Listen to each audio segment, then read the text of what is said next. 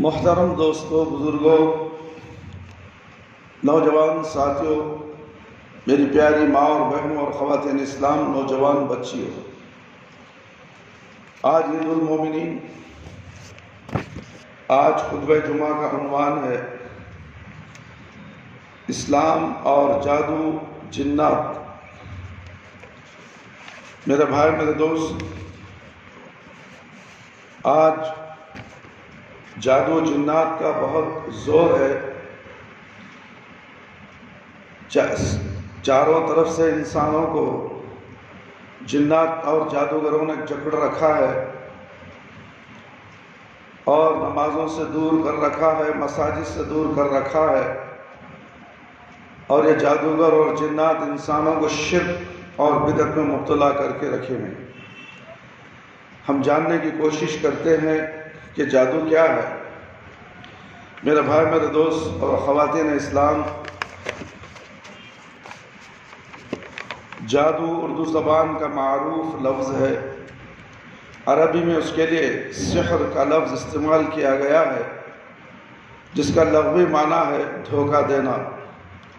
جادو کا لفظی معنی کیا ہے؟ دھوکہ دینا، ہیلا کرنا، فریافتہ کرنا، حقیقت سے پھیرنا، باطل کو حق کی صورت میں ظاہر کرنا، کسی چیز کو ایسا ملمع سانس کر کے پیش کرنا کہ دیکھنے والے حیران اور ششد رہ جائیں۔ میرے بھائی، میرے دوست، خواتین اسلام، اصطلاحی طور پر جادو سحر کی تعریف اہل علم میں مختلف انداز میں کی ہے، لیکن سب میں قدر مشترک اس کے اسباب کا مخفی ہونا۔ حافظ ابن قیم رحمۃ اللہ علیہ کے نزدیک جادو سحر کی تعریف یہ ہے: السحر هو مرکب من تاثیرات الارواح الخبیثۃ وانفعال القوى الطیبۃ عنها۔ جادو مختلف خبیث روحوں اور ان کے قواعد طبعی سے ترکیب پانے والی چیز ہے، جس سے انسانی طبیعت متاثر ہو جاتی ہے۔ انسان پاگلوں جیسی حرکت کرتا ہے، دماغی توازن خراب ہو جاتا ہے اور بہت سی چیزیں بھول جاتا ہے اور بیماریوں میں مبتلا ہو جاتا ہے۔ اسے زاد المعاد میں حافظ ابن القیم نے لکھا ہے۔ یہی بات امام ازہری رحمۃ اللہ علیہ اس طرح بیان کرتے ہیں: جادو ایک ایسا عمل ہے جو شیطان اور جن کی مدد سے کیا جاتا ہے۔ لسان العرب، جنات و شیاطین ایک مخفی مخلوق ہونے کی وجہ سے انسانوں سے چھپ کر رہتی ہے۔ وہ جا کو ذرا بول بات میں پریشان ہوتے تھے، وضو کہاں کرنا، پیشاب کو کہاں جانا۔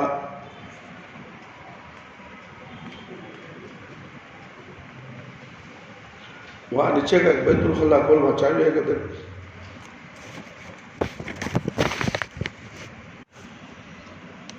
جادو ایک ایسا عمل ہے جو شیطان جن کی مدد سے کیا جاتا ہے۔ جنات و شیاطین ایک مخفی مخلوق ہونے کی وجہ سے انسانوں سے چھپ کر رہتی ہے، اس لیے ان کے ذریعے ترکیب پانے والا عمل یعنی جادو بھی ایک مخفی چیز ہے، اور وہ جادوگر بھی اسے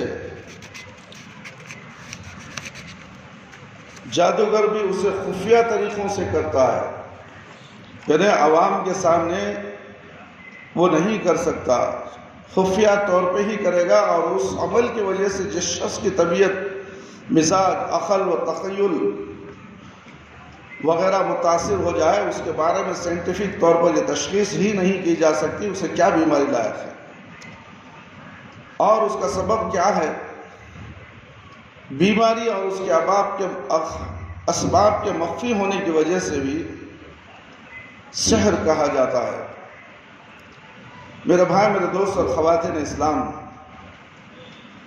جس پر جادو ہو جائے، جادو کے ذریعے یا جنات کے ذریعے سے بیماری لگ جائے، ڈاکٹر اس کی تشخیص کر نہیں سکتا۔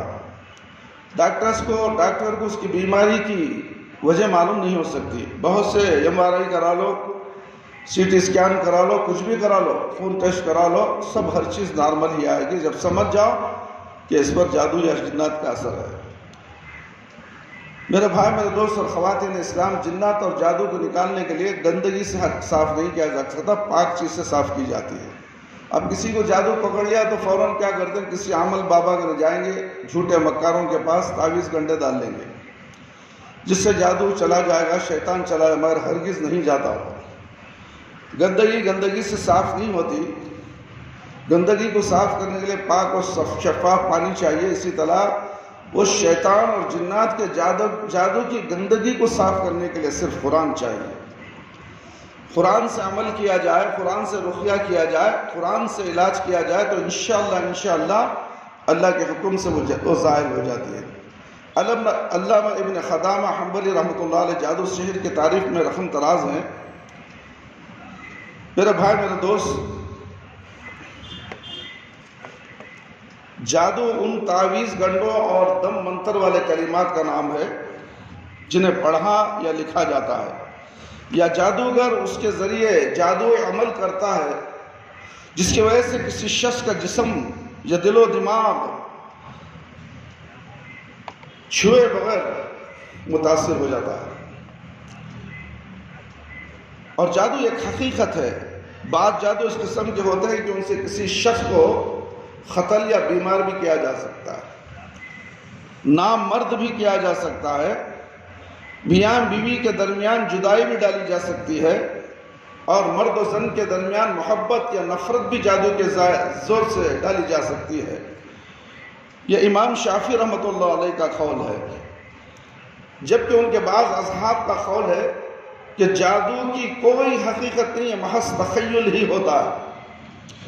اسی طرح امام ابو حنیفہ رحمۃ اللہ علیہ کے اصحاب کا کہنا ہے کہ اگر جادو میں انسان تک کوئی چیز مثلاً دھواں وغیرہ پہنچے تو پھر اس سے مذکورہ بالا احوال پیش آ سکتے ہیں، لیکن اگر انسان تک کوئی جادوئی چیز بھی نہ پہنچے، وہ بیمار ہو جائے یا مر جائے تو یہ بات درست نہیں، اس لیے کہ اس طرح یعنی بغیر ظاہری اسباب کے خرق عادت معاملہ ثابت ہوگا جس سے انبیاء کے معجزات کی حیثیت متاثر ہوگی، کیونکہ معجزات خرق عادت امور سے ہوتے ہیں، اور اگر خرق عادت امور کا اظہار انبیاء کے علاوہ کوئی اور بھی کر دکھائے تو پھر انبیاء کے معجزات اور ان کی نبوت کی نشانیاں معرض خطر میں جا پڑیں گی.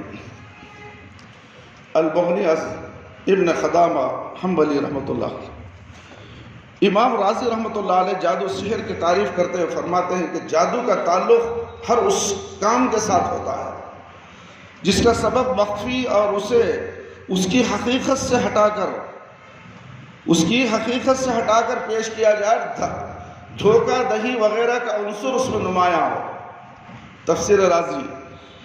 جادو سحر کی ایک تعریف یہ بھی کی گئی ہے، ہر وہ چیز جس کا ماخذ اور بنیاد انتہائی لطیف اور دقیق ہو جادو کہلاتی ہے.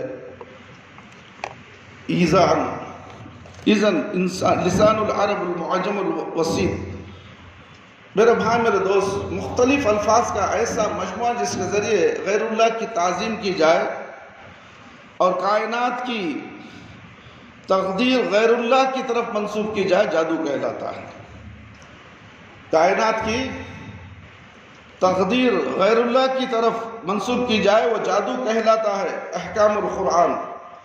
امام راغب اصفہانی رحمۃ اللہ علیہ کے نزدیک لفظ سحر کا اطلاق درج ذیل، یعنی ایک تو اس کا اطلاق دھوکہ ہی ہے اور بے حقیقت تخیلات و توہمات پر ہوتا ہے، جیسے کہ شعبدہ باز ہاتھ کی صفائی سے حقیقت کو نظروں سے پھیر دیتا ہے، یا چغل خور ملمع سازی کر کے کانوں کو صحیح بات سننے سے روک دیتا ہے. شیطانوں کا کسی بھی طرح تقریب حاصل کر کے ان سے مدد لے کر کیا جانے والا بھی سحر یعنی جادو کہلاتا ہے.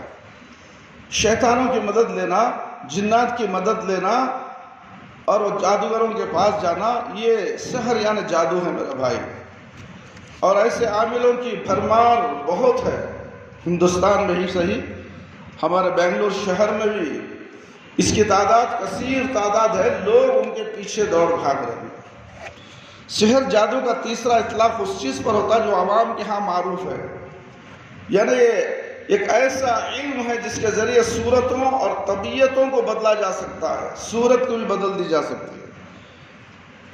اکثر جن کے اوپر جادو ہو کر ہے ان کے چہرے کی رونق چلے جاتی ہے، ان کے چہرے بگڑے ہوئے، سکڑے ہوئے، اداس، چہرہ کالا پن آ جاتا ہے۔ بہت سے ان کے شکلات بدلتے رہتے ہیں جن پر اثرات ہیں۔ میرے بھائی، میرے دوست، طبیعتوں کو بھی بدلا جاتا ہے، بار بار اس کی طبیعت بگڑتے رہنا۔ مثلا انسان کو گدھا بنا کر دکھایا جا سکتا ہے۔ جادو کی طاقت اتنی ہے کہ انسان کو چاہے تو گدھا بھی بنا دے، ساتھ ہی موصوف فرماتے ہیں، لیکن حقیقت شناس علماء کے نزدیک اس قسم کی حقیقت نہیں۔ تفصیل کی ملاحظہ ہو مفردات القرآن۔ گزشتہ معلوم ہوا کہ اہل عرب کے ہاں جادو یعنی نظر لفظ سحر ایک وسیع مفہوم کے لیے استعمال ہوتا تھا، جس میں ہر وہ چیز شامل تھی جس کے ذریعے سے دیکھنے والوں کو مسحور یا حیران یا دھوکے میں مبتلا کرنا ممکن ہوتا، حتیٰ کہ شیطانوں اور جنوں اور جادوگروں کے ذریعے کسی کو متاثر کرنا بھی سحر ہی میں شمار ہوتا ہے۔ نبی کریم صلی اللہ علیہ وسلم نے فرمایا ان من بیان السحر سحرا، بعض اسالیب کلام گفتگو بھی جادوئی اثر رکھتے ہیں۔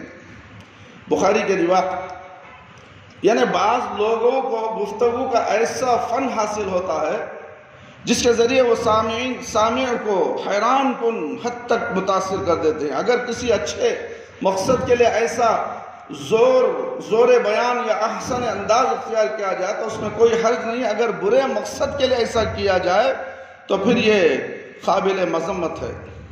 جادو سحر کی پیش لفظ شہکار کا اسلامی انسائکلوپیڈیا میں اسے ان الفاظ میں بیان کیا گیا ہے کہ جادو کے متعلق ایک بات سمجھنی چاہیے کہ اس میں دوسرے شخص پر اثر ڈالنے کے لیے شیاطین یا ارواح خبیثہ یا ستاروں کی مدد مانگی جاتی ہے۔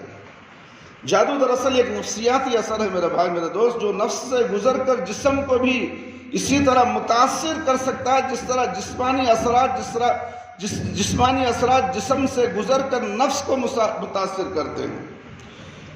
مثلا خوف ایک نفسیاتی چیز ہے، مگر اس کا اثر جسم پر یہ ہوتا ہے کہ رونگٹے کھڑے ہو جاتے ہیں اور بدن میں کپکپاہٹ سی ہوتی ہے۔ دراصل جادو سے حقیقت تبدیل نہیں ہوتی، مگر انسان کا نفس اور اس کے حواس اس سے متاثر ہو کر یہ محسوس کرنے لگتے ہیں کہ حقیقت بدل گئی، تبدیل ہو گئی ہے۔ شہکار الاسلامیہ، میرے بھائی، میرے دوست اور خواتین اسلام، عربی زبان میں لفظ سحر کی وسیع تر مفہوم کے پیش نظر بعض علماء نے جادو کی بہت سی اقسام ذکر کی ہیں۔ مثلا امام رازی رحمۃ اللہ علیہ نے جادو کی تقریباً 8 مختلف قسمیں بیان کی ہیں۔ حافظ ابن کثیر انہی بالترتیب ذکر کرنے کے بعد ان پر تنقید کرتے ہوئے فرماتے ہیں، امام رازی رحمۃ اللہ نے ان میں بعض ایسی قسمیں داخل کر دی جن کا دار و مدار محض باریک بینی پر ہے۔ عرف عام میں انہیں جادو قرار نہیں دیا جا سکتا، کیونکہ سحر یعنی جادو لغوی طور پر ہر اس چیز کو شامل ہے جو نہایت لطیف اور مخفی سبب والی ہو، جبکہ عرف عام میں ہر لطیف اور مخفی سبب والی چیز کو جادو نہیں کہا جا سکتا۔ اگر غور کیا جاتا تو معلوم ہوگا کہ بنیادی طور پر جادو کی 2 ہی قسمیں ہیں، باقی سب اس کے ضمن میں خود بخود آ جاتی ہیں۔ اور وہ 2 قسمیں یہ ہیں، حقیقی جادو اور مجازی جادو۔ حقیقی جادو سے مراد جادو کی وہ قسم ہے جس کے ذریعے سے فی الواقع کسی انسان کو جسمانی طور پر تکلیف پہنچائی جا سکتی ہے۔ جادو کے ذریعے اسے حقیقی جادو کہا جاتا ہے، حتیٰ کہ اس جادو کے ذریعے متاثر شخص مریض بھی ہو سکتا ہے، بیمار بھی ہو سکتا ہے، مر بھی سکتا ہے، موت کے گھاٹ اتارا بھی جا سکتا ہے، اسے خوف زدہ غم زدہ بھی کیا جا سکتا ہے، میاں بیوی محبت یا نفرت بھی پیدا کی جا سکتی ہے۔ رشتہ دار، اعزاز و اقربا میں ناچاخی اور اختلاف بھی پیدا کیا جا سکتا ہے، لیکن یہ سب اللہ تعالیٰ کے اذن اور ارادے کے تابع ہوتا ہے۔ جادو کرنے والا جادو کرتا ہے، حاسد خور اگر جادو کرواتے ہیں تو مگر اللہ کا حکم اس میں ہونا چاہیے۔ جب تک اللہ کا حکم نہ ہو، اللہ کا ارادہ نہ ہو، کسی انسان پر جادو کے اثرات نہیں ہوتے۔ اسی لیے ہمیں چاہیے کہ اللہ کے تابع بن جائیں، مطیع و فرمانبردار بن جائیں، تو پھر ہمیں جادو وادو کچھ اثر نہیں کرے گا۔ اگر ہمارا ایمان مضبوط نہیں ہے، ہم توحید پر نہیں ہے، تو سمجھو کسی نہ کسی قسم سے جادو کے اثرات، شیاطین کے اثرات ہمارے پر اثر انداز ہو سکتے ہیں۔ میرے بھائی، میرے دوست اور خواتین اسلام،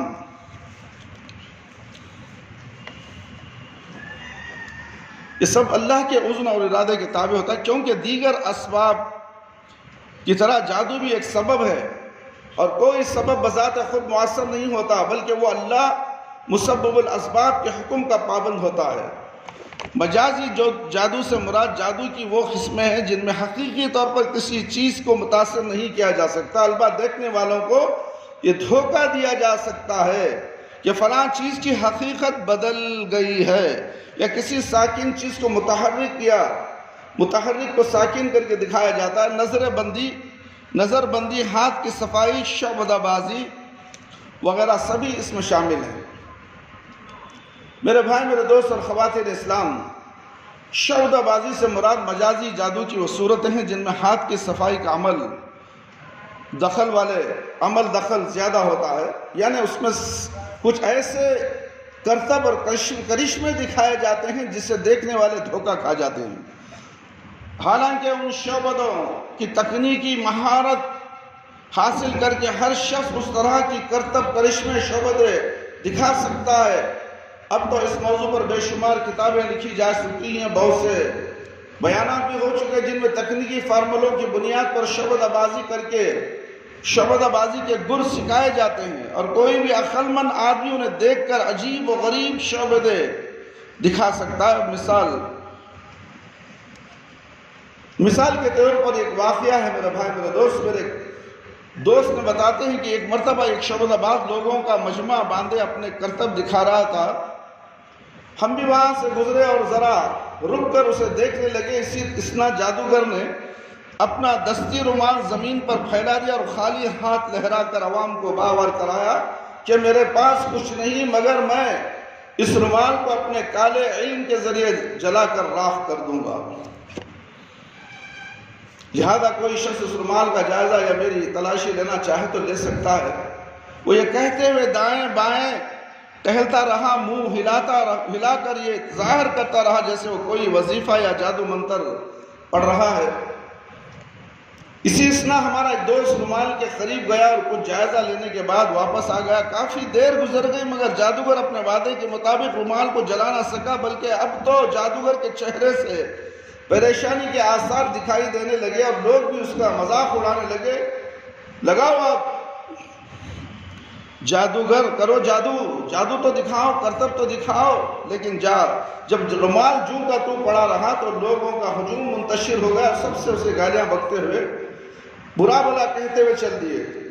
بعض لوگ کہہ رہے تھے کہ جھوٹا ہے، کسی کا کہنا تھا کہ ابھی اسے جادو میں مہارت نہیں تھا، تاہم جتنے منہ اتنی باتیں۔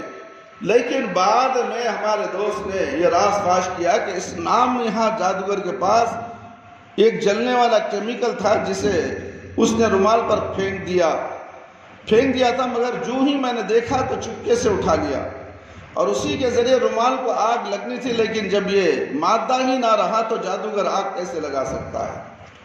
یہ آنکھوں کا دھوکہ ہے میرے بھائی، میرے دوست۔ ہاتھ کی صفائی ہوتی ہے، لوگوں کو بیوقوف بنایا جاتا ہے۔ ایسے ہی بہت سے عاملوں کے پاس بھی ایسے کرتب دکھائے جاتے ہیں جن کے پاس جادو، جنات کے لیے، روزی روٹی کے لیے، دکان کے کاروبار کے لیے، بچوں کی شادی کے لیے، حمل نہ ٹھہرنے کی وجہ سے عاملوں کے پاس جاتے ہیں تو ایسے جھوٹے کرتب تمہارے آنکھوں کے سامنے دکھا کر تمہیں دھوکہ دیتے ہیں تاکہ تم ان کی باتوں میں مرعوب ہو جاؤ اور وہ جیسا بولے ویسا کرو، اور پیسے اینٹ لے لگتے ہیں۔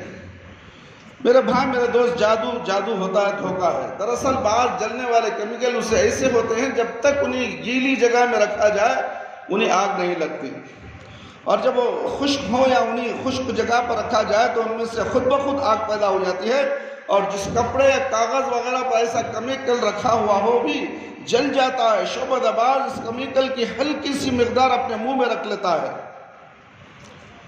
جہاں یہ تر رہنے کی وجہ سے حرارت نہیں پکڑتا، لیکن جب وہ رومال وغیرہ پھیلا کر لوگوں کے ہجوم میں جادوگر اپنا منتر پڑھتا ہے تو پھونکے مارتے مارتے وہ کیمیکل بھی رومال پر گرا دیتا ہے، اور اگر سورج کی روشنی ہو تو پلک جھپکتے ہی رومال سے دھواں اٹھنے لگتا ہے اور پھر آگ روشن ہو جاتی ہے۔ لوگ یہ سمجھتے ہیں کہ اس کے پاس کوئی بڑا جادوئی عمل ہے، جبکہ اس کی حقیقت کوئی نہیں، محض ایک شعبہ بازی کی ہے جیسے کوئی بھی شخص آزما سکتا ہے۔ جادو کی مجازی قسموں میں سے بعض ایسی ہیں جن میں ایک جادوگر یا عامل اپنے عملیات کے ذریعے دیکھنے والوں کی آنکھیں، سننے والوں کے کان، سوچنے اور سمجھنے والوں کے دل و دماغ کو اس حد تک متاثر کر سکتا ہے کہ وہ اپنے مخاطب سے جو کہے وہ بھی وہی کہتا ہے، اور اسے جو کہا جائے اسے بھی وہی نظر آتا ہے، جو دکھایا جائے اسے نظر آئے گا۔ اسے ہسپناٹزم اور مسپرزم کہا جاتا ہے۔ ہپناٹزم کو اگرچہ جادو کی مجازی اقسام میں ذکر کیا جاتا ہے، لیکن حقیقت میں اس کا تعلق نفسیات سے ہے، کیونکہ ہپناٹزم میں نفسیاتی حربوں کے ذریعے معمول پر عمل کیا جاتا ہے۔ مثلا معمول پر غنودگی پیدا کی جاتی ہے، حتیٰ کہ جب وہ نیند اور بیداری کے درمیان حالت میں جا پہنچتا ہے تو پھر عامل اس پر عمل کرتا ہے یا ایسے سوالات کرتا ہے جن کے صغرے اور کبرے ملا کر وہ اس مریض سے متعلق بہت سی معلومات حاصل کرتا ہے۔ اسی طرح بعض عامل ہسپناٹزم کے ذریعے جادو جنات کا علاج کرتے ہیں۔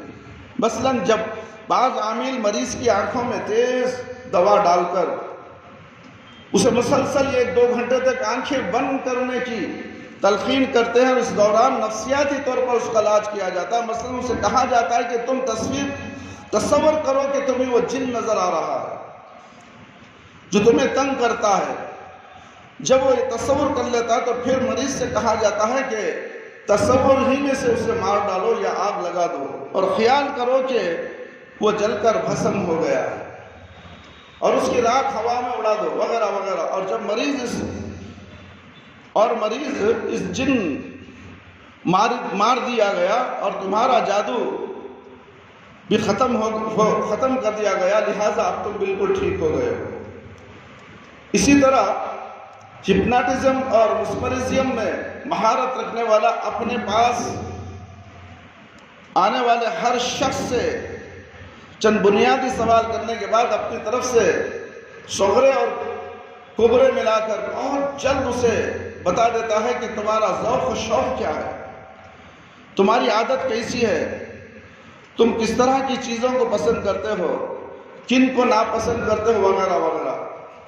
اس سے زیادہ اس علم کی کوئی حقیقت نہیں۔ اگر اسے بنیاد بنا کر کوئی شخص دوسروں کو بیوقوف بنائے اور غیب دانی کا دعویٰ کرے یہ پیسہ بٹورے تو یہ انتہائی خبیث حرکت ہے میرے بھائی میرے دوست۔ بعض لوگوں کے شیطانوں کے ساتھ تعلقات ہوتے ہیں جن کی مدد سے وہ اپنے پاس آنے والوں کے بارے میں پہلے سے ہی بعض باتیں معلوم کر لیتے ہیں، اور جب انہیں بغیر پوچھے وہ بتاتے ہیں تو لوگ حیران اور ششدر رہ جاتے ہیں۔ اسے ہمارے گھریلو اور نجی معاملات کی کیسے خبر ہو گئی؟ چنانچہ اسے نہ صرف ایک بہت پہنچا ہوا اور غیب دان سمجھ بیٹھتے ہیں، بلکہ ان سے یہ امید بھی کرتے ہیں کہ یہ ہماری قسمت کا صحیح حال جانتے ہیں۔ چنانچہ مستقبل کے کاموں کے حوالے سے ان سے مشورے لینا ضروری سمجھ لیا جاتا ہے۔ میں نے خود دیکھا کہ بڑے بڑے پڑھے لکھے انجینئر، ڈاکٹر، سائنسدان اور علم رکھنے والے، دینی علم رکھنے والے بھی، بظاہر سمجھدار لوگ بھی اس کے عاملوں کے دھوکے میں آ جاتے ہیں۔ کتنے لوگ ہیں نماز بھی پڑھتے ہیں، دین کا شعور بھی رکھتے ہیں، عاملوں کے چکر میں پھنسے ہوئے، ہاتھوں میں تعویذ، گلوں میں تعویذ، پاؤں میں تعویذ، گھروں میں تعویذ۔ یہ بڑے بڑے ہم نے دینداروں کے گھروں میں، دینداروں کے پاس سے ہم نے ان تعویذوں کو نکالا ہے۔ جب ہم نے نکالا پھر ان کا ہم نے علاج بھی کیا، تو اللہ کے فضل و کرم سے جو برسوں سے یہ لوگ جادو اور جنات کے چکر میں پڑ کر بیمار ہو گئے تھے، ان تمام چیزوں کو ختم کرنے کے بعد جب ہم نے قرآن سے ان کا علاج کیا تو اللہ کے فضل و کرم سے اللہ نے ان کو شفا دی اور وہ صحیح ہو گئے۔ ایسے بہت سے واقعات ہیں میرے بھائی، میرے دوست، کتنے لوگ 10 سال، 5 سال عاملوں کے چکر میں گھومتے پھرتے اپنا پیسہ بھی برباد، صحت بھی برباد، یہاں تک کہ موت کے قریب چلے جاتے ہیں۔ جب کہیں ان کو اللہ نے چاہا، اللہ بچانا چاہتا ہے تو اللہ تعالیٰ قرآن اور حدیث کی طرف ان کو رجوع کرتا ہے، تو پھر کسی نہ کسی کے ذریعے سے علم حاصل کرتے ہوئے، معلومات حاصل کرتے ہوئے اس مسجد تقویٰ کو آتے ہیں، اور یہاں آنے کے بعد ان کی تشخیص کی جاتی ہے، تمام معاملات کا جائزہ لیا جاتا ہے، پھر ان کے ساتھ کیا معاملہ کرنا ہے وہ ان کو سمجھایا جاتا ہے، پھر ان کا علاج کیا جاتا ہے۔ تو اللہ کی قسم میرے بھائی، میرے دوست، اللہ کے حکم سے وہ تمام بیماریاں جنات جادو سے جو لگی ہوئی ہیں، جو جنات نے ان کو پکڑا ہے، شیاطین پکڑے ہیں، تو کتنا بھی خطرناک جادو کیوں نہ ہو، کتنا بھی خطرناک شیطان کیا نہ ہو، 20 سال، 25 سال، 30 سال سے بھی اسے پکڑا ہے، کوئی عامل کا مائی کا لال اسے نکال نہیں سکا، تو آؤ تقویٰ شفا خانہ میں آؤ، انشاءاللہ اللہ کے حکم سے وہ ہاتھ جوڑ کر روتے ہوئے چلا جائے گا۔ جن اگر ہے، جادو ایسے ہی ظاہر ہو جائے گی۔ یہ اللہ کا کرم ہے میرے بھائی، اسی لیے اللہ رب العالمین فرماتے ہیں وَنُنَزِّلُ مِنَ الْقُرْآنِ مَا هُوَ شِفَاءٌ وَرَحْمَةٌ لِّلْمُؤْمِنِينَ وَلَا يَزِيدُ الظَّالِمِينَ إِلَّا خَسَارًا۔ قرآن شفا ہے، مومنوں کے لیے رحمت ہے، ظالموں کے لیے نقصان والا ہے۔ ظالم کون ہے میرے بھائی، میرے دوست؟ حاسد، حسد خور، جو اپنے ساتھ اٹھتے بیٹھتے ہیں، ہمارے ساتھ رہنے والے، ہمیں پتہ نہیں اس کے دل کے اندر کیا ہے، ہمارے لیے کیا نفرت رکھا ہے، کیا بغض رکھا ہے، ہمیں نہیں معلوم۔ پھر وہ جادوگر، یہ حسد خور جادوگر کے پاس جاتا ہے، ہمارے تمام معاملات اسے سناتا ہے، پھر اس کا ایک شیطان یہ ہمارے پاس آتا ہے، ہمارے جن کے ساتھ، ہر انسان کے ساتھ ایک جن ہوتا ہے جو ہماری پوری کیفیت سے واقف ہوتا ہے، تو اس کا جادوگر کا جن اگر ہمارے ہمزاد جن سے بات کرتا ہے تو ہماری پوری ہسٹری لے کر وہ جادوگر کو جا کے دے دیتا ہے، پھر اسے ہمارے اوپر جادو کرنے کے لیے آسان ہو جاتا ہے، راستہ کلیئر ہے۔ تو پھر اس جادوگر نے شیطان کو بھیجتا ہے، جاؤ اب اس کی کمر توڑو، اس کے کاروبار کو ٹھپ کرو، اسے بیمار کر دو، ذہنی اذیت پہنچاؤ، اور یہ پریشان ہوتے ہیں، ایسی بیماروں میں مبتلا کر دیتا ہے۔ اس کے بعد ہسپتالوں کے چکر، دواخانوں کے چکر، نہ جانے کہاں کہاں گھن چکر ہو کر پھرتے رہتے ہیں، ہاتھوں میں تعویذ، گلے میں تعویذ، کمر میں تعویذ، پاؤں میں تعویذ، نہ جانے تعویذوں کا سلسلہ تو بڑا ہے میرے بھائی، میرے دوست۔ تو پھر یہ جادو ہے جو دھوکہ ہے میرے بھائی، میرے دوست، خواتین اسلام۔ قرآن مجید کے مختلف آیات سے کم و بیش 60 مرتبہ لفظ سحر، جادو کا استعمال ہوا ہے قرآن مجید میں۔ ان آیات کا مطالعہ سے معلوم ہوتا ہے کہ جادو سے فی الواقع کسی انسان کو متاثر کیا جا سکتا ہے، جسمانی طور پر اسے تکلیف پہنچائی جا سکتی ہے، اسے خوف زدہ اور پریشان بھی کیا جا سکتا ہے، میاں بیوی میں محبت نفرت بھی پیدا کی جا سکتی ہے، تاہم یہ سب اللہ تعالیٰ کے اذن کے تابع ہے، اللہ کے حکم کے تابع ہے۔ ہاں، اللہ کا حکم کب ہوتا ہے؟ جب انسان نافرمان ہوتا ہے، نمازیں نہیں پڑھتا، قرآن کی تلاوت نہیں کرتا، اذان ہوتی ہے، گدھے کی طرح بازار میں گھومتا پھرتا ہے اور دکانوں میں بیٹھ کر کاروبار کرتا ہے، بزنس کرتا ہے، بازاروں میں رہتا ہے، رشتہ داروں میں بات چیت میں مصروف رہتا ہے، اذان ہو رہی مگر اذان کی اس کی کوئی اہمیت، کوئی حیثیت اس کے پاس نہیں ہے۔ تو پھر ایسے شخص کے اوپر جو شرک میں مبتلا ہوتا ہے، جو بدعتی کام کرتا ہے، جو اللہ نے کہا، اللہ کے نبی نے نہیں کہا، دین کے اندر نئے نئے چیزیں ایجاد کر یہ بدعت حسنہ ہے، فلانا ہے، فلانا نہ جانے اس کے باپ کی جاگیر دین کے اندر گھسڑ دیتا ہے، ایسے شخص پر جادو ہوتا ہے، شیطان وارد ہوتا ہے۔ ہم نے کتنے نمازیوں کو دیکھا ہے، ہمارے پاس علاج ہوا ہے، نماز بھی پڑھتے ہیں، قرآن بھی پڑھتے ہیں، باباؤں کے پاس بھی جاتے ہیں، عاملوں کے پاس بھی جاتے ہیں، طرح طرح کی تعویذیں ان کے گھروں سے ہم نے نکالی ہیں۔ 5 وقت کی نماز چلا کاٹی، 8 سال کے امیر صاحب، اللہ اکبر، سفید ٹوپی، سفید جھبا، سفید داڑھی، تھیلی بھر کو تعویذہ گھر میں کیا بتاؤں میں؟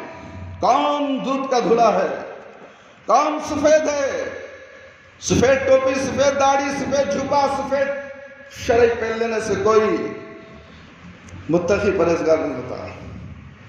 میرے بھائی، میرے دوست، اس کا عمل بتاتا ہے، اس کا عمل بتاتا ہے، اس کا عقیدہ کیا ہے۔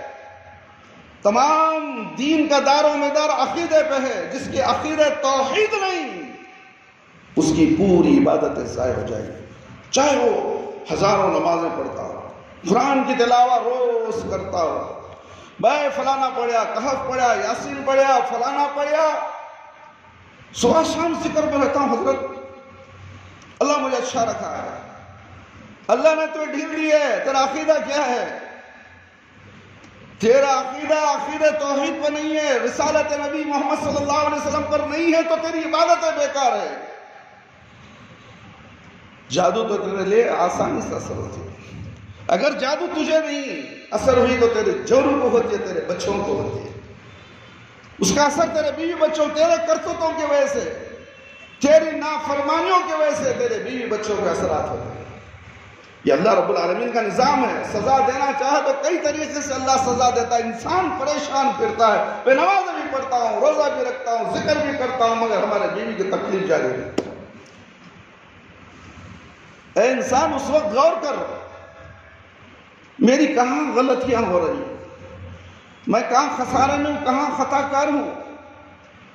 جب غور و فکر کرے گا تو اللہ تعالیٰ اس کے اندر ایک ایسا ذہن مبتلا کر دیتا ہے کہ دیکھ فلانی جگہ تو غلط ہے۔ اگر فوراً اس کی اصلاح کر لے، اللہ رب العالمین کے سامنے توبہ استغفار کر لے، تو اللہ رب العالمین اس کی غلطیوں کو معاف کر دیں گے اور اس کی بیوی کا علاج اچھی طریقے سے ہو جائے گا۔ صرف سورہ فاتحہ پڑھ کر دم کرنے سے ہو جائے گا۔ اگر جن کا عقیدہ برا ہے، نافرمانی اللہ کے اوپر کر رہا ہے، پورا قرآن پڑھ دو، ان کے اوپر کوئی اثر ہونے والا نہیں۔ میرے بھائی، میرے دوست اور خواتین اسلام، بعض لوگ جادو کی حقیقت و اثرات کو غلط سمجھتے ہیں اور اسے خلاف قرآن کہہ دیتے ہیں، حالانکہ یہ چیز خلاف قرآن نہیں، بلکہ قرآن مجید کے مطالعے سے تو اس کے وجود اور تاثیر کی تائید ہوتی ہے۔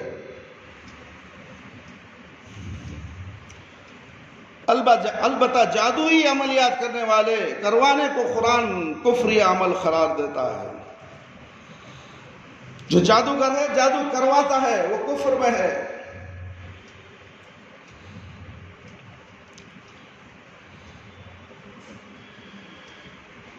بعض ان قرآنی آیات مقامات کی وضاحت پیش کی جا رہی ہے، جن سے صاف معلوم ہوتا ہے کہ قرآن مجید بھی جادو کو بطور حقیقت تسلیم کرتا ہے۔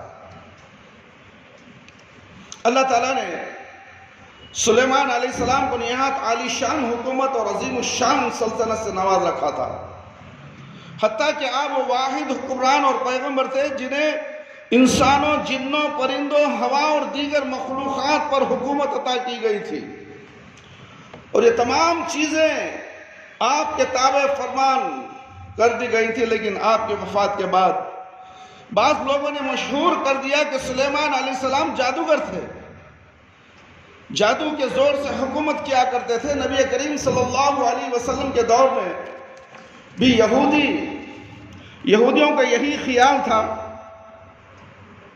جس کی تردید کے لیے اللہ تعالیٰ نے سورۃ البقرہ کی آیت نازل فرمائی وَاتَّبُوا مَا تَتْلُو الشَّيَاطِينُ عَلَى مُلْكِ سُلَيْمَانَ وَمَا كَفَرَ سُلَيْمَانُ وَلَكِنَّ الشَّيَاطِينَ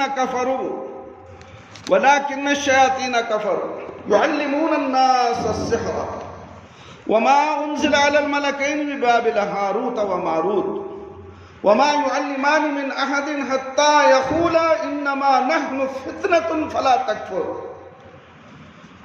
فَيَتَعَلَّمُونَ مِنْهُمَا مَا يُفَرِّقُونَ بِهِ بَيْنَ الْمَرْءِ وَزَوْجِهِ میاں بیوی کے درمیان اختلاف پیدا کرنا. وَمَا هُمْ بِضَارِّينَ بِهِ مِنْ أَحَدٍ إِلَّا بِإِذْنِ اللَّهِ وَيَتَعَلَّمُونَ مَا يَضُرُّهُمْ وَلَا يَنفَعُهُمْ. سورۃ البقرہ آیت نمبر 101-102. میرے بھائی میرے دوست اور خواتین اسلام، اور وہ اس چیز کے پیچھے لگ گئے جیسے شیاطین سلیمان علیہ السلام کے حکومت میں پڑھتے تھے. سلیمان علیہ السلام نے تو کفر نہ کیا، بلکہ کفر شیطانوں کا تھا. وہ لوگوں کو جادو سکھایا کرتے تھے. بابل شہر میں ہاروت و ماروت دو فرشتوں پر جو جادو اتارا گیا تھا، وہ دونوں بھی کسی شخص کو اس وقت تک نہیں سکھاتے تھے جب تک یہ نہ کہہ دیتے کہ ہم تو ایک آزمائش ہے، لہذا تم کفر نہ کرو. پھر بھی لوگ ان سے وہ سیکھتے جس سے خاوند بیوی میں جدائی ڈال دے، اور دراصل وہ اللہ کی مرضی کے بغیر کسی کو کوئی نقصان نہیں پہنچا سکتے. یہ لوگ وہ چیز سیکھتے ہیں جو انہیں نقصان پہنچا اور نفع نہ پہنچا سکے. میرے بھائی میرے دوست اور خواتین اسلام، سلیمان علیہ السلام کے دور میں جادو کا وجود تھا. اگر جادو کی کوئی تاثیر نہ ہوتی تو جادو کو مؤثر سمجھنے والے لوگوں یہودیوں کی اس غلط فہمی کو اللہ تعالیٰ نے ضرور واضح فرما دیتے. لیکن ان آیات میں ایسی کوئی بات نہیں کہی گئی جس سے جادو کی حقیقت کی نفی ہوتی ہے، بلکہ الٹا اسے تسلیم کیا جا سکتا ہے. سلیمان علیہ السلام کی حکومت وہ سلطنت جادو کے زور پر نہیں بلکہ اللہ تعالیٰ کی توفیق سے قائم ہوئی تھی.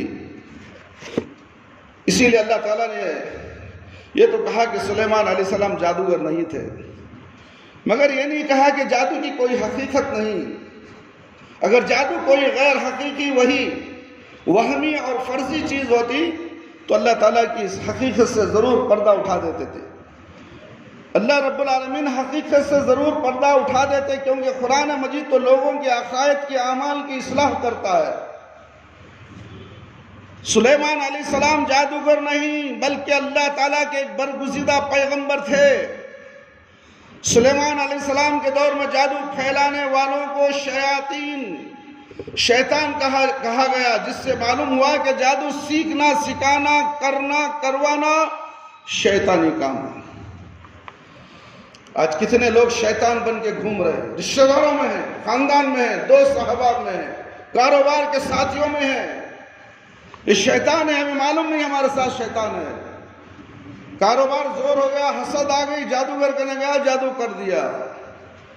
یہ انسان بھی تو شیطان ہے. کھلا ہوا شیطان انسان ہمارے ساتھ اٹھتا ہے، بیٹھتا ہے. میرے بھائی میرے دوست اور خواتین اسلام، اور تم جادوگروں کے پاس جاتے ہو، شیطانی کرتوت کرتے ہو، لوگوں کو نقصان پہنچاتے ہو، بیمار کروا دیتے ہو، اور اسے جادو کرنے والے کو، کروانے والے کو قتل کرنے کا حکم ہے. اتنا خطرناک سزا ہے میرے بھائی. اگر یہاں اسلامی حکومت ہوتی تو گلی گلی کے جادوگروں کی لاشیں بکھر جاتی، خون ندی کی طرح بہہ جاتا روڈوں میں. ہم ہی لوگوں نے ان جادوگروں کو پناہ دی ہے. بابا یہاں کھولو دکان، بہت سے لوگ آتی، ہمیں بھیجتی تمہارے پاس. یہ جادوگروں کے سفیر بن چکے ہیں. میرے بھائی میرے دوست، ہاروت اور ماروت جادو سیکھنا یا جادو عمل کرانا اسی آیت میں کفر یا کام بھی قرار دیا گیا ہے. ہاروت اور ماروت نامی دو فرشتوں کو بھی لوگوں کی آزمائش کے لیے یہ دے کر بھیجا گیا تھا.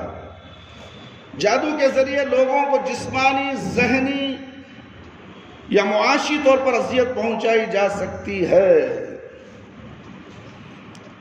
اگر اللہ کا حکم عذن ہو تو جادو نقصان دیتا ہے، ورنہ ہرگز نہیں۔ جادو کا نتیجہ ہمیشہ برائی ہوتا ہے میرے بھائی میرے دوست، کہا وہ اچھے مقصد کے لیے کیا جائے۔ میرے بھائی میرے دوست، میاں بیوی میں جدائی ڈالنا شیطان اور جادوگر ان کے نزدیک پسندیدہ عمل ہے۔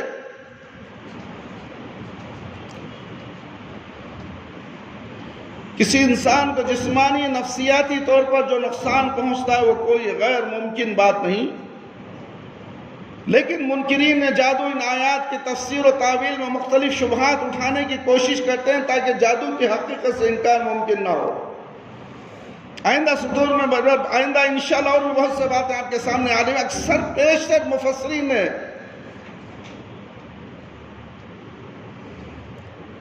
لفظ ملکین سے مراد فرشتے لیا ہے، جن کا نام اس آیت ہی میں ہاروت و ماروت مذکور ہے۔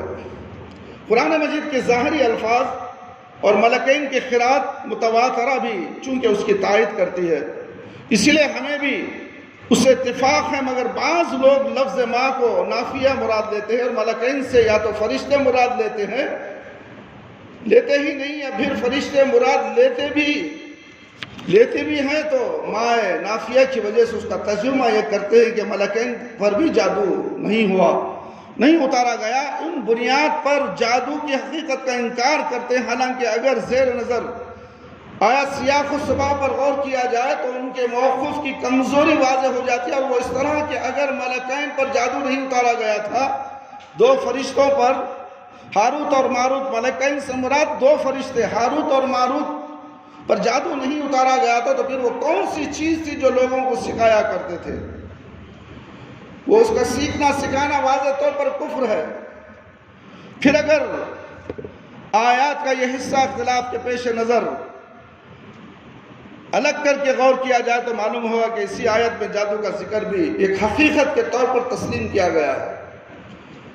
بطور مثال آیت اس حصے پر ذرا غور کریں میرے بھائی میرے دوست، وَلَكِنَّ الشَّيَاطِينَ كَفَرُوا يُعَلِّمُونَ النَّاسَ السِّحْرَ، بلکہ یہ کفر شیطانوں کا تھا، وہ لوگوں کو جادو سکھایا کرتے تھے۔ اگر جادو کی کوئی حقیقت نہ ہوتی تو پھر یہاں شیاطین، جنات یا شیطان نما انسانوں کے اس جادو عمل کو کفر قرار نہ دیا جاتا، بلکہ ان کی بے وقوفی اور حماقت قرار دیا جاتا، اور ان کی اس بے وقوفی کی یہ کہہ کر وضاحت بھی نہیں ضروری کر دی جاتی کہ جسے تم جادو سمجھتے ہو وہ تو محض توہماتی اور خیالاتی چیز ہے۔ مگر ایسا نہیں کیا گیا، بلکہ جادو کو ایک حقیقت تسلیم کرتے ہوئے اس عمل کے کرانے کو کفریہ کام کہا گیا ہے۔ اب لا محالہ یہ تو تسلیم کرنا پڑے گا کہ جادو ایک حقیقت ہے، کوئی افسانہ یا توہماتی چیز نہیں، یا پھر یہ ماننا پڑے گا کہ معاذ اللہ تعالیٰ سے کوئی غلطی یا بھول ہو گئی ہے، نعوذ باللہ، کہ یہ تو قرآن مجید میں ذکر کر دیا کہ وہ لوگوں کو جادو سکھایا کرتے تھے، مگر اس کے بعد جادو کی حقیقت سمجھنے والوں کی نفی یا تردید کرنا اللہ تعالیٰ کو یاد نہ رہا، نعوذ باللہ من ذالک۔ اگر کوئی یہ کہے کہ ساتھ یعلمون الناس السحر، میں سحر سے مراد جادو نہیں بلکہ اس سے مراد فریب اور دھوکہ وغیرہ ہے، تو پھر سوال پیدا ہوتا ہے کہ آخر یہ چیز کفر کیسے ہو گئی؟ کیونکہ اس سے متصل پہلے اس چیز کو کفر قرار دیا جا رہا ہے، اور کیا محض اس بنیاد پر ایک دھوکے باز فریبی شخص جو کفر اور شرک سے بری ہو کو کافر قرار دیا جا سکتا ہے؟ میرے دوست میرے بھائی، ہاروت و ماروت کو کون سا علم دے کر بھیجا گیا تھا جس کا سیکھنا کفر تھا؟ جمہور مفسرین کے بقول وہ جادو ہی کا علم تھا، مگر بعض کہ بقول وہ جادو کا علم نہیں تھا، چنانچہ وہ اس سلسلے میں مختلف تعویلیں کرتے ہیں، جیسا کہ امین احسن اصلاحی صاحب راقم تراز ہے کہ اس سے مراد اشیاء اور کلمات کے روحانی خواص و تاثرات کا وہ علم ہے جس کا رواج یہود کے صوفیوں اور پیروں میں ہوا، جس کو انہوں نے گنڈوں، تعویذ اور مختلف قسم کے عملیات کی شکل میں مختلف اغراض کے لیے استعمال کیا۔ مثلا بعض امراض یا تکالیف کے ازالے کے لیے، یا نظر بد، جادو وغیرہ کے اثرات کو دور کرنے کے لیے یا شعبدہ بازوں وغیرہ کے فتنوں کا مقابلہ کرنے کے لیے، محبت اور نفرت کے اثرات ڈالنے کے لیے، یہ علم اس سے اعتبار سے جادو اور نجوم وغیرہ کے علم سے بالکل مختلف تھا کہ اس میں نہ تو شرک کی کوئی ملاوٹ تھی اور نہ اس میں شیطان اور جنات کا کوئی دخل تھا، لیکن اپنے اثرات اور نتائج پیدا کرنے میں جادو ہی کی طرح زور و اثر تھا۔ تدبر القرآن، مولانا امین احسن اصلاحی۔ مولانا موصوف کو فرشتوں پر جادو کا علم اتارے جانے کی تسلیم کرنے پر کیوں تردد ہے؟ اس کا اظہار خود موصوف نے اس طرح فرمایا، فرشتوں کے متعلق یہ بات مسلم ہے کہ شرک و کفر کی ہر آلائش سے ان کے دامن پاک ہے۔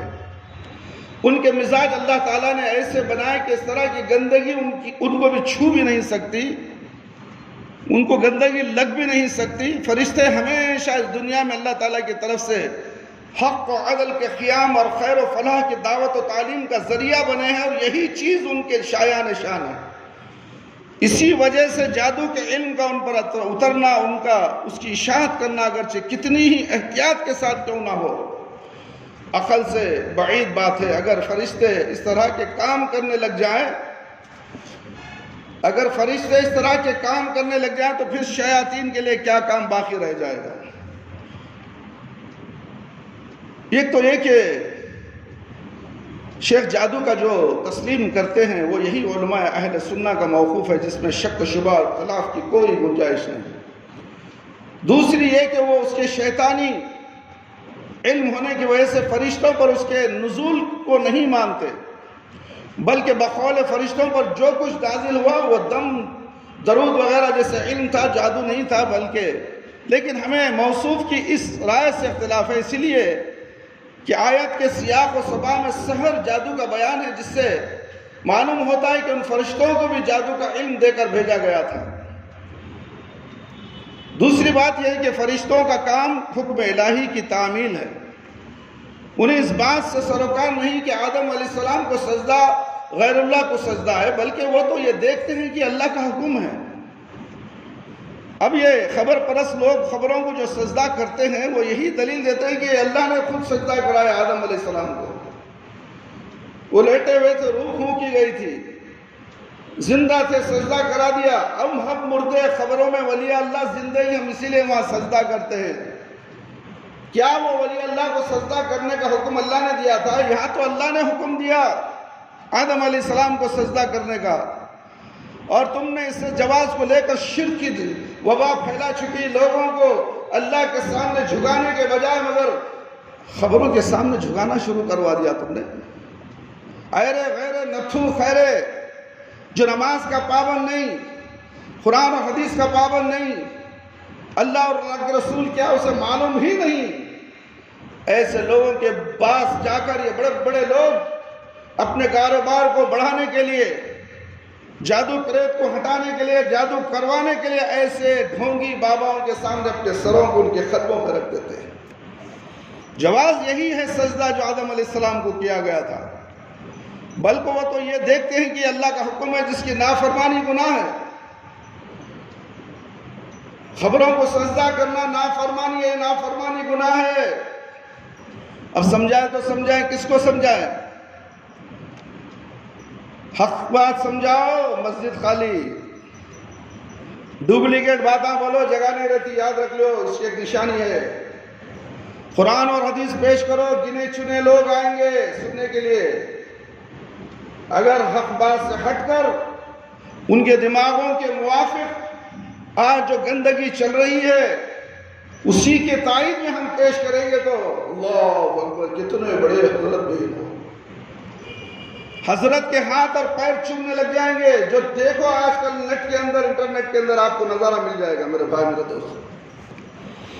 ہم ویسے نہیں ہیں، ڈنکے کی چوٹ پر ہم کہتے ہیں، قرآن اور حدیث کے دلائل کے ساتھ ہم کہتے ہیں، مانو یا نہ مانو تمہاری مرضی، لوٹ کر تمہیں کہاں جانا ہے، انا للہ و انا الیہ راجعون۔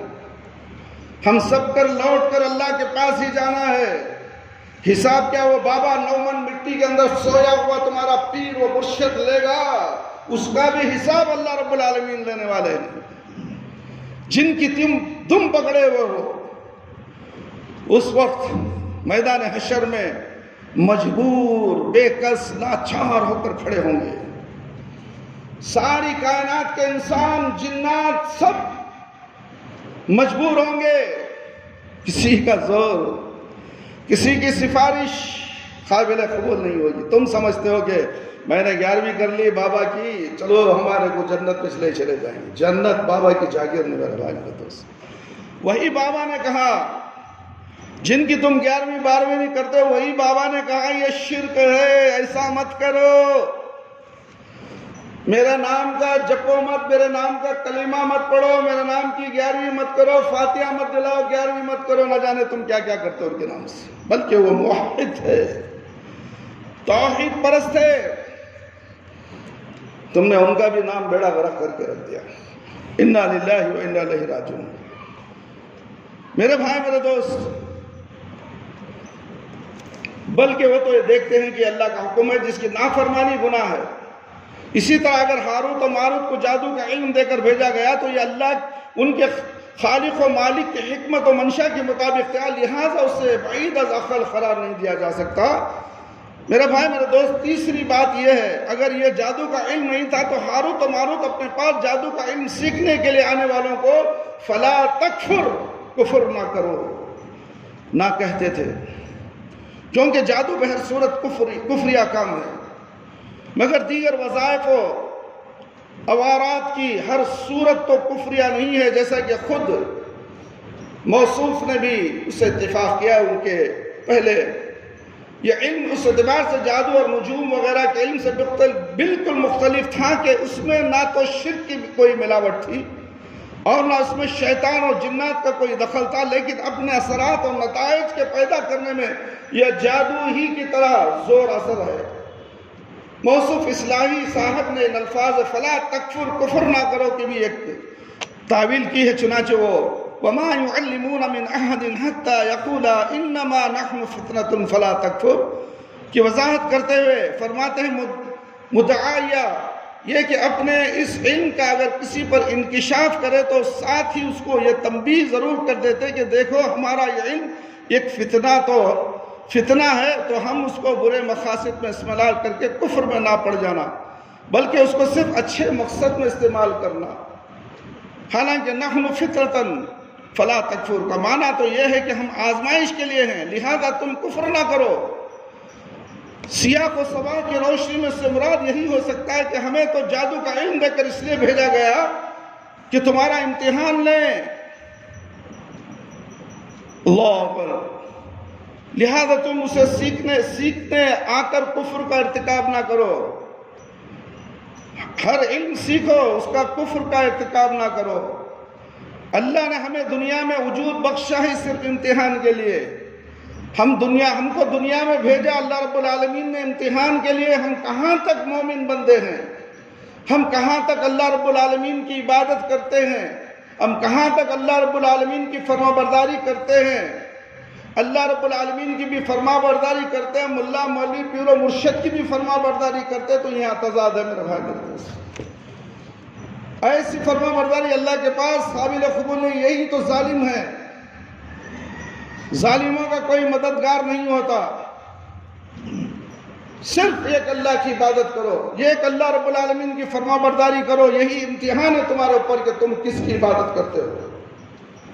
اللہ نے جنوں اور انسانوں کو پیدا کیا صرف اللہ کی عبادت کرنے کے لیے، تم نے جنات کی عبادت کرنی شروع کر دی، جادوگروں کی عبادت کرنی شروع کر دی، کیونکہ جادوگر تو کفر ہے، کفر کرنے والوں کی تم نے عبادت کرنی شروع کر دی۔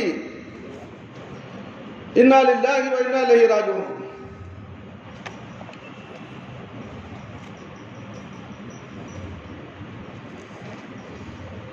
پھر آیت کا سیاق و سباق کی اجازت نہیں دیتا کہ اس سے یہ مفہوم اخذ کیا جائے کہ بلکہ اس کو صرف اچھے مقصد ہی میں استعمال کرنا ہے۔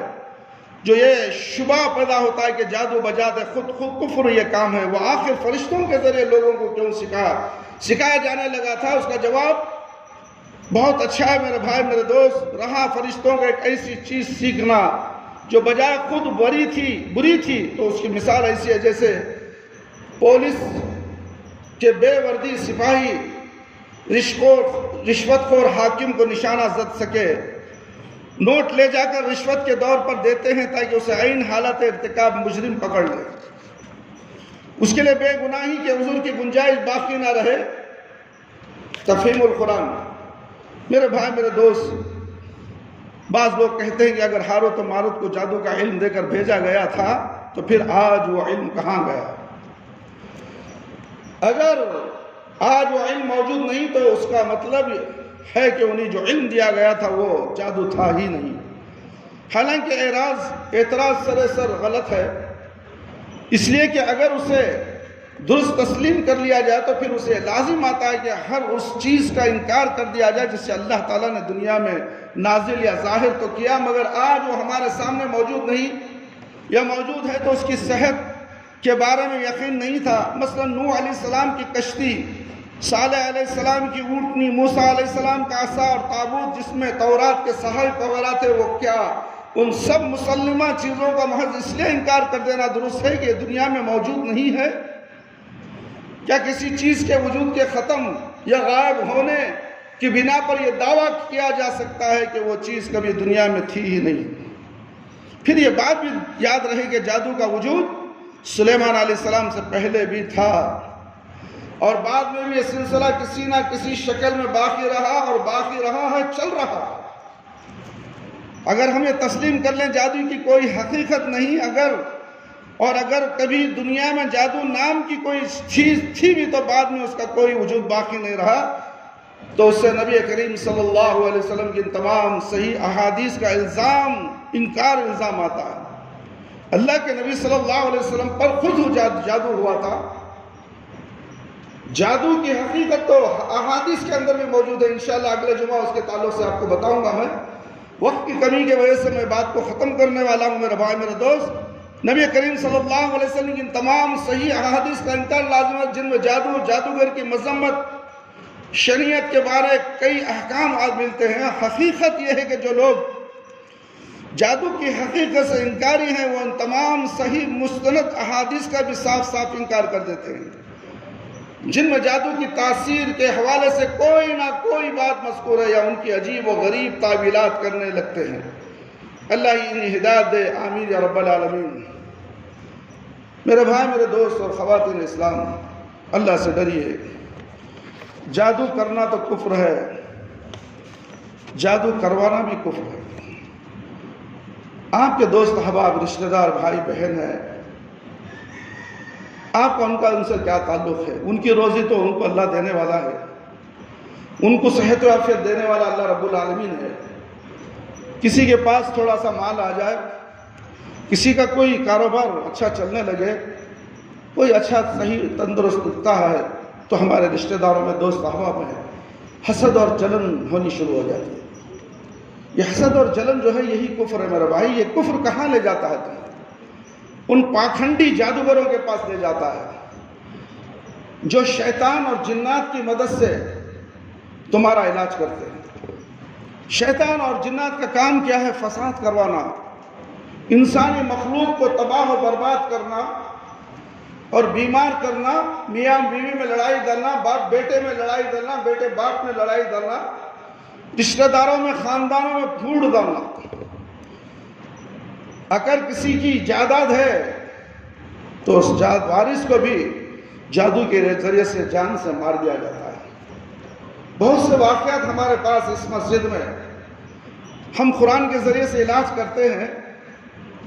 20 سال 25 سال سے جادو جنات کے چکنڈے میں جکڑ کر تھے۔ اللہ اکبر۔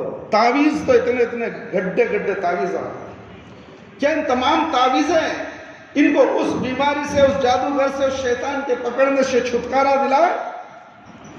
اگر آپ کو یقین ہونا ہے تو آؤ میرے پاس نماز کے بعد، دکھاتا ہوں میں تمہیں کون سے درگاہ کی تعویذ ہونا میرے پاس ہے۔ بنگلور کے جتنے چھٹے ہوئے عامل ہیں ان کی تعویذیں میرے پاس ہے۔ جو لوگ ان کے پاس گئے تھے، ناکام ہونے کے بعد التقوی شفا خانہ جو مسجد تقوی کے اندر ہے، یہ تقوی اللہ کا ڈر۔ شیطان تو اعوذ بکلمات اللہ التامات من شر ما خلق، کامتے پیشاب کرتے ہوئے بھاگتا. یہ علاج 10 سال سے کسی جن پکڑا ہوا تھا. ایک مہینے بعد عامل نے اس کا علاج شروع کیا تھا. 1 مہینہ یعنی گھر میں رہ کر جن نکالنے کی کوشش کی. ایک جن اس کے دل میں بیٹھا ہوا تھا, ایک جن اس کے پیٹ میں بیٹھا ہوا تھا. بس وہ بھی قرآن نہیں پڑھ رہا تھا. آخر تنگ آ کر اس عامل نے کہا, this is a very very very difficult. اس کے الفاظ وہ صاحب بتا رہے ہیں مجھے. شیخ کو اتنا پڑھنے کے باوجود بھی وہ عامل مجبور ہو گیا. کہتا ہے کہ بہت پریشانی کا مسئلہ ہے, میرے ہاتھ سے نہیں. اللہ اکبر. اب پریشان, اب جائیں تو کہاں جائیں؟ ایک تو قرآن ہی پڑھ رہا تھا, قرآن ہی پڑھ رہا تھا میرا بھائی, میرے دوست. اثر کیوں نہیں ہوا؟ دونوں کے عقیدے صحیح نہیں تھے. علاج کرنے والا قرآن ہی پڑھ رہا مگر اس کا عقیدہ توحید پر نہیں تھا, بدعت پہ تھا. ملا مولوی مفتیوں پیروں مرشد کے عقیدے میں ملوث تھا. وہ قرآن پڑھتا تھا. اور یہ جس پر جادو کا اثر ہے وہ بھی بدعتی تھا, نماز پڑھتا تھا, سب کچھ تھا. کیوں میرے بھائی؟ اس کا علاج کرنے کا ثبوت یہ ہوتا ہے کہ جو علاج معالج کرتا ہے وہ متقی ہو, پرہیزگار ہو, اللہ سے ڈرنے والا ہو, اس کے اندر حسد نہ ہو, لالچ نہ ہو پیسوں کا. تب جا کر قرآن کے ذریعے علاج کرو تو جنات ڈر کے بھاگ جاتے ہیں.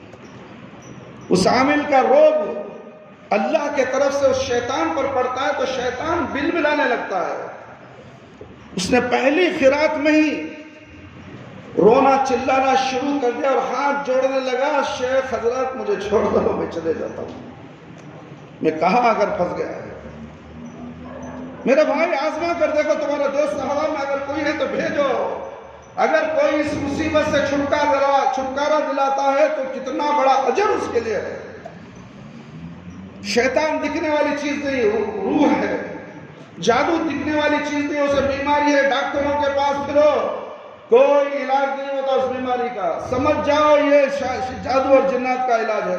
یہ صرف قرآن کے ذریعے جا سکتا ہے, تعویذ گنج سے جاتا نہیں. تعویذ گنج سے جانا رہتا تو میرے پاس اتنے تعویذیں کیوں آ کر پڑ جاتے. سب سے پہلے میرا کام یہی ہوتا ہے کہ لوگوں سے کہتا ہوں کہ تمہارے گلے میں تعویذ ہے, گھر میں تعویذ ہے. کسی بابا کا نہیں گئے تھے, ہاں گئے تھے, سب کچھ گئے تھے, سب لاؤ لے کر کرتے تھے. اور اپنے آپ کو سرنڈر کر دو, اللہ کے حوالے کر دو, پھر علاج کیا جائے گا, پھر اللہ رب العالمین اس میں شفا دے گا. وَنُنَزِّلُ مِنَ الْقُرْآنِ مَا هُوَ شِفَاءٌ وَرَحْمَةٌ لِّلْمُؤْمِنِينَ وَلَا يَزِيدُ الظَّالِمِينَ إِلَّا خَسَارًا وَإِذَا مَرِضْتُ فَهُوَ يَشْفِينِ. قرآن تو پورا شفا ہے, مومنوں کے لیے رحمت ہے, ظالموں کے لیے یہ خسارہ ہے. ظالم کون؟ حسد خور, شیاطین, جادوگر.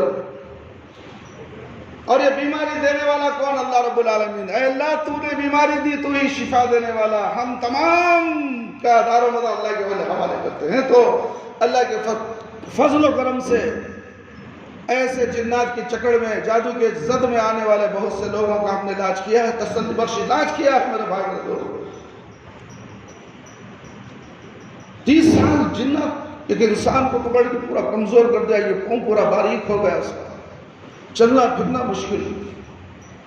اب ماشاءاللہ چل رہے, پھر رہے, گاڑی بھی چلا رہے. یہ کیا ہے؟ جادو سے نہیں ٹوٹتا. کسی کا جادو ہو گیا تو جادوگر کو نہیں جادو کرے تو گندگی سے پاک ہوتی ہے؟ نہیں ہوتی. پاک پانی چاہیے. تو اس گندگی کو دھونے کے لیے قرآن چاہیے, قرآن سے علاج چاہیے. اس لیے میرے بھائی میرے دوست, کسی کے خلاف جادو کرنے مت جاؤ, کسی کے ساتھ حسد مت کرو. یہ بڑی خطرناک بیماری ہے حسد. سمجھ میں جب حسد ہمارے دل میں آ جائے تو فوراً قل اعوذ برب الفلق ورب الناس کا سورہ کثرت سے پڑھتے رہو, اعوذ باللہ من الشیطان الرجیم پڑھتے رہو, اعوذ بکلمات اللہ التامات من شر ما خلق. یہ 3 بار کسی جگہ جاؤ تو پہلے وہاں کھڑے ہو کر اس کو پڑھ لو, پھر بیٹھ جاؤ. مائیں کا لال کوئی بھی جادو نہیں کر سکتا تمہارے اوپر. سواری میں بیٹھے تو پڑھو, بس میں بیٹھے تو پڑھو, ہر جگہ جاؤ, پہلے اللہ کا ذکر کرو, قرآنی آیات سے اپنی حفاظت کرو، معوذتین پڑھو، قل اللہ قل یا ایھا الکافرین، قل اللہ احد، سورہ فلق، سورہ ناس. کیا پیاری دعا ہے. پیارے نبی صلی اللہ علیہ وسلم کی بھی طبیعت خراب ہو گئی تو جبرائیل علیہ السلام آئے، بسم اللہ ارقیک من کل شیء یؤذیک من شر کل نفس او عین حاسد اللہ یشفیک بسم اللہ یرقیک. اگر کوئی 7 مرتبہ کسی پر دم کرے تو انشاءاللہ بیماری دور ہو جائے گی. 7 مرتبہ سورہ فاتحہ پڑھے، اس کے ساتھ یہ پڑھ لیے درود شریف شروع اور آخر میں پڑھے تو معاملہ بابا کرنے جانے کی ضرورت نہیں، تعویذ گنڈ ڈالنے کی ضرورت نہیں، اور آخر توحید پر رہنا ضروری ہے. میرے بھائی، میرے دوست اور خواتین اسلام، اللہ سے ڈرو. اللہ رب العالمین سے دعا ہے کہ اللہ تعالیٰ ہم تمام کو ان شیاطین سے، جادوگروں سے، حسد خوروں سے، ہماری بھی ہمارے گھر والوں کی حفاظت فرمائے. ہر قدم پر مدد کرنے والا صرف اللہ رب العالمین ہے. سوائے اللہ کے کسی اور کے سامنے اپنے ماتھے کو مت ٹیکو، اپنے ہاتھوں کو مت اٹھاؤ. اگر تمہیں 1 روپے کی بھی ضرورت ہے تو آؤ 2 رکعت نماز پڑھو مسجد میں، ہاتھ اٹھا کر اللہ سے بھیک مانگو، اللہ دینے والا ہے. اللہ تمہاری دعاؤں کو قبول فرماتا ہے، تمہاری دعاؤں کو سنتا ہے. سننے والی ذات حی القیوم وہی ہے، اس کے سوا کوئی سننے والی ذات نہیں ہے. سب دھوکہ ہے، فریب ہے، جال سازی ہے. اللہ تعالی ہم تمام مسلمانوں کو، امت مسلمان کو اس چنگل سے نکالے. گلی گلی میں عاملوں کا بسیرا ہے میرے بھائی، میرے دوست، ہر گلی میں ہے. اور اس میں زیادہ عورتیں ملوث ہیں. ہمارے پاس زیادہ عورتیں ہی آتی ہیں، کولار سے، ہوسکٹے سے، ٹمکور سے، چنتامڑی سے. توکل مستان درگاہ کے کمبل پوش کی درگاہ میں پکڑ لیا، سید پاشا کی درگاہ میں پکڑ لیا، سید علی بی بی، اللہ اکبر، مرغ محلے میں پکڑ لیا. کیوں بھئی وہاں پکڑ لیا؟ کیوں انہوں نے چھڑا سکتی؟ یہاں کیسا چھڑ جا رہا ہے؟ مرغ محلے کا جن تو وہاں گر گا چوکٹ پر، چیخ مار لے گا، رو لے گا، ہاتھ جوڑ لے، بھاگ پا رہا مجھے چل جا تو مجھے ٹیپ پڑھو نا کہ میں چل جا تو چل جا تو. کیوں؟ اللہ کا حکم ہے، اللہ کا ڈر. شیطان بھی ڈرتے ہیں اللہ سے، تم سے ڈرتے ہیں، شیطان تم سے ڈرتے ہیں. تم اگر اس سے ڈرنے لگے تو شیطان تمہارا پر حاوی ہو جاتا ہے. اس لیے ڈرو تو اللہ سے ڈرو، شیطان سے، جنات سے مت ڈرو. جن سے تم ڈر لگو گے تو جادو کا اثر فوراً ہوتا ہے، جنات تمہارے پر فوراً حملہ کر دیتے ہیں. یاد رکھو میرے بھائی، میرے دوست، 4:30 بجے جنات کی ٹولی پورے محلے میں پھیل جاتی ہے. 4:30 بجے ہمیں نظر نہیں آتے. ہمارے سے زیادہ مخلوق ہے، سمجھ میں رہا، باہر پھر رہی ہے. وہ چاہتے ہیں کہ کسی گھر میں آج ہمیں ٹھکانہ مل جائے. تو اس لیے گھر کے دریچے دروازے بند رکھو تاکہ یہ شیاطین گھس نہ پڑے. گھر میں داخل ہو، بسم اللہ پڑھو، السلام علیکم پڑھو، بسم اللہ توکل تو اللہ، دعا پڑھو. اور گھر کی ہر چیز کو ڈھانک کر رکھو. کھانے کی چیز ہو، پینے کی چیز ہو، بسم اللہ بن کر اس کے اوپر ڈھکن موچ دو، شیطان اس میں داخل ہے. اگر کھلی چیز ہے تو شیطان اس میں آ جاتا ہے. اور گھر کے برتن، جو جھوٹے برتن ہوتے ہیں جو ڈش میں ڈال کر رکھتے ہیں، اس کو اپنی بیوی سے، اپنی بیٹی سے، اپنی بہن سے کہو، میری پیاری بیٹی، میری پیاری بیوی، فوراً اس کو دھو دو، فوراً اس کو دھو دیا کر. اس لیے کہ اس میں شیطان آ جاتا ہے، جنات آ کر بسیرا کر لیتے ہیں. جہاں گندگی ہے وہاں شیطان کا بسیرا، جنات کا بسیرا ہے. یہ تمام احتیاطات ہم کر لیں گے، عامل کے پاس جانے کی ضرورت نہیں، ڈاکٹروں کو پیسہ خرچہ کرنے کی ضرورت نہیں. اس لیے ان تمام احکامات کو کرو. جس سے کوئی چیز ایسی پکڑی ہے تو ہمیں بالمشاورہ ملاقات کرے. اس کا علاج صرف قرآن سے ہو سکتا ہے، کسی اور سے نہیں ہو سکتا. آپ ہونا تو ابھی 10 سال اگر اس میں پڑے ہوئے ہیں تو ٹھکے مارتے کھاتے جاؤ گے، تمہارے چپل گھس جائیں گے، تمہارے پیسے، بینک بیلنس سب ختم ہو جائے گا، تمہاری بیماری دور نہیں ہوگی. اور مختصر ہدیے کے مطابق یہاں پر علاج کیا جائے گا، اور علاج تمہیں 2-3 دن کے اندر ہی معلوم ہو جائے گا کہ اللہ نے مجھے کہاں بھیجا. حضرت اللہ اکبر. جانے بہت سے لوگ کیا کیا دعائیں دیتے ہیں، میں بتا کر میں ریاکاری میں مبتلا ہونا نہیں چاہتا. اللہ نے جس سے شفا دی ہے، ایسے بنگلور کے اندر بہت سے لوگ موجود ہیں جو بنگلور کے نام چینوں عاملوں کے چکر کاٹ چکے. ان کا نام بھی مشہور، 2 لاکھ 3 لاکھ لینے والے عامل موجود ہیں میرے بھائی. 20 سال جن پکڑ لیا، چرکا ڈالیا، 50,000 اسپاٹ کو بینک میں ڈالو، کوئی میں ڈالو، گیا 1 گھنٹہ کیا کہ ایک منترا پڑا، جادو شہید جن گیا. ایسے دھوکہ باز عاملوں کے پاس ٹوپی سفید ہے، سفید داڑھی ہے، سفید جبہ، سفید شرعی ہے، ہاتھ میں تسبیح ہے، ایسے دکھیں گے کہ تمہارے سامنے یہ آسمان سے اترا ہوا فرشتہ ہے، مگر اس کے اندر کیا ہے؟ شیطانی کلمات ہیں جس کی وجہ سے تمہیں دھوکے میں آ جا سکتے ہیں۔ اس لیے سب سے پہلے جانو کہ قرآن سے علاج ہوتا ہے۔ کیا قرآن سامنے بیٹھ کر پڑھتے ہو، کھلے الفاظ میں پڑھتے ہو؟ جب ایسے شخص کے پاس علاج کراؤ، ایسا خفیہ طور پر پڑھنے والا، دل میں پڑھنے والا، اس کے پاس بھی علاج نہیں کیا جا سکتا۔ جو تعویذیں، فتیے، پلیتے سب دینے والے، میرے پاس پلیتے بھی نہیں، فتیے بھی نہیں، دکھاتا ہوں اس کے اندر کیا گندگی ہے۔ آپ دیکھیں تو پریشان ہو جائیں گے، افسوس کریں گے اللہ تعالیٰ ہمیں بچا لیا۔ وہ لوگ 2 رکعت شکر نماز ادا کرے یا مسجد کے اندر جو تعویذ اور پلیے کے اندر ملوث تھے، 5 سال سے بیٹی کو جن پکڑا تھا، نہیں گیا، یہاں آنے کے بعد 3 دن میں اللہ تعالیٰ شفا دیا۔ اے اللہ ہم تمام کو شرک سے بچا لے، بدعت سے بچا لے، ہم سب کو صراط مستقیم پر چلا دے۔ اے اللہ ہمیں 5 وقتہ نمازی بنا دے، وقت پر نماز پڑھنے والا بنا دے، ہماری نمازوں میں خشوع اور خضوع عطا فرما، ہماری جائز دعاؤں کو قبول فرما لے، شرک سے بچا لے، بدعت سے بچا لے، جادوگروں کے پھندے سے بچا دے، عاملوں کے شر سے بچا لے۔ اے اللہ تو رحم کرنے والا، ہم سب پر رحم فرما، ہماری دعاؤں کو، جائز دعاؤں کو قبول فرما لے۔ اللہ حلال روزیاں عطا فرما، حرام روزی سے بچا لے میرے پروردگار، تو رحم کرنے والا، ہم سب پر رحم فرما۔ ہمارے والدین، ہمارے رشتہ دار جو اس دنیا میں نہیں ہیں، اس دنیا سے چلے گئے، اے اللہ اگر وہ قابل رحم، قابل مغفرت ہیں تو اللہ ان کی مغفرت فرما دے، ان کی خبر کو نور سے بھر دے، ان کو کروٹ کروٹ جنت نصیب عطا فرما۔ اے اللہ خبر کے اندر ان کو جنت کا باغیچہ بنا دے، اے اللہ ان کے اعمال کو اعلیٰ علین تک پہنچا دے میرے پروردگار۔ اے اللہ ہم تمام مجلس میں جتنے بھی لوگ بیٹھے ہیں، اے اللہ ان کے بھی دین کی اصلاح فرما، اے اللہ ان کو بھی صحیح دین عطا فرما، صحیح قرآن و حدیث پر چلنے والا بنا دے، متقی پرہیزگار بنا دے، 5 وقت نمازیں بنا کر اللہ ان کی جائز دعاؤں کو قبول فرما لے۔ اللہ ہمیں سے جو لوگ پریشان حال، ان کی پریشانیوں کو دور فرما، ہمیں سے جو لوگ بے روزگار ہیں، اللہ ان کو تیرے خزانے سے حلال روزیاں عطا فرما، جو بیماریوں میں مبتلا ہیں، اے اللہ ان تمام کو بھی شفاء کل، شفاء عاجلہ، شفاء کاملہ، شفاء دائمہ عطا فرما میرے پروردگار۔ اے اللہ ہمیں موت دے تو ایمان کے حالت میں موت دے، جب ہماری روح ہمارے جسم سے نکلے تو اللہ ہماری زبان پر کلمہ لا الہ الا اللہ محمد الرسول اللہ جاری رہے۔ ربنا لا تزغ قلوبنا بعد إذ هديتنا وهب لنا من لدنك رحمة إنك أنت الوهاب ربنا تقبل منا إنك أنت السميع العليم وتب علينا إنك أنت التواب الرحيم سبحان ربك رب العزة عما يصفون وسلام على المرسلين والحمد لله رب العالمين يا حي يا قيوم برحمتك أستغيث